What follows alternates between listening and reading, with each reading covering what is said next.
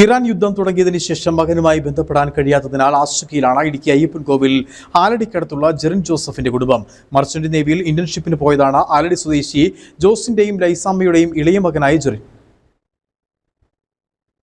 ആലടി സ്വദേശി ജെറിൻ ജൂലൈ മാസം 27-നാണ് ഇറാനിലേക്ക് ഇന്റേൺഷിപ്പിന് പോയത്. യുദ്ധം തുടങ്ങിയ ശേഷം പരസ്പരം ബന്ധപ്പെടാൻ കഴിഞ്ഞിട്ടില്ല. ഫെബ്രുവരി 27-ന് രാത്രി പിറ്റേ ദിവസം രാവിലെ വിളിക്കാമെന്നുള്ള മെസ്സേജാണ് അവസാനം ലഭിച്ചത്. ചെന്നൈയിലുള്ള രുദ്രാക്ഷ മർച്ചന്റ് നേവി എന്ന കോളേജിൽ നിന്നാണ് ഇറാനിലേക്ക് ഇന്റേൺഷിപ്പിന് ജെറിനെ അയച്ചത്. ഫെബ്രുവരി 27-ന് ശേഷം ഇങ്ങോട്ട് വിളിക്കുകയോ മെസ്സേജ് അയക്കുകയോ ചെയ്തിട്ടില്ല.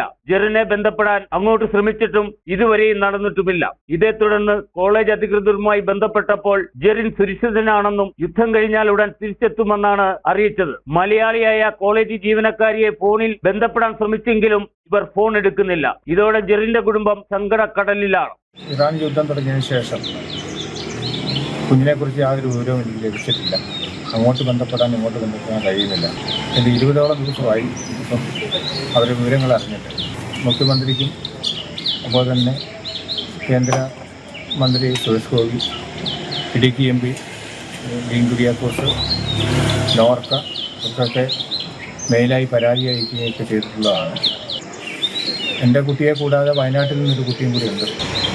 ഇവരെക്കുറിച്ച് എന്തെങ്കിലും ലഭിക്കാൻ ആവശ്യമായിട്ടുള്ള നടപടി ബന്ധപ്പെട്ട അധികാരികളുടെ ഭാഗത്തുനിന്നുണ്ടാകണമെന്ന് അപേക്ഷിക്കുക. മുഖ്യമന്ത്രി, കേന്ദ്രമന്ത്രി, നോർക്ക എന്നിവിടങ്ങളിലെല്ലാം പിതാവ് ജോസ് പരാതി നൽകി. ഇപ്പോൾ മകനായി പ്രാർത്ഥനയോടെ കാത്തിരിക്കുകയാണ്.